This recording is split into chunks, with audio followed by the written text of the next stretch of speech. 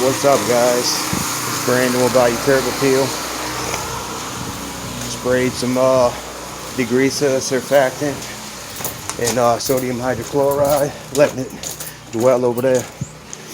We got this clean for them in the backyard. Sprayed the garage a little bit.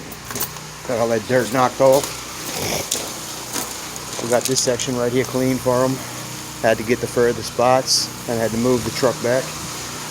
Clean this little area right here. All this is dwelling right here. About to hit this in about 5 minutes. So for a friend of mine's neighbor, Chris, wound up picking up his neighbor. They seen a good job we did next door. I'll let all this dwell. Hit it in about 5 minutes. Got all this.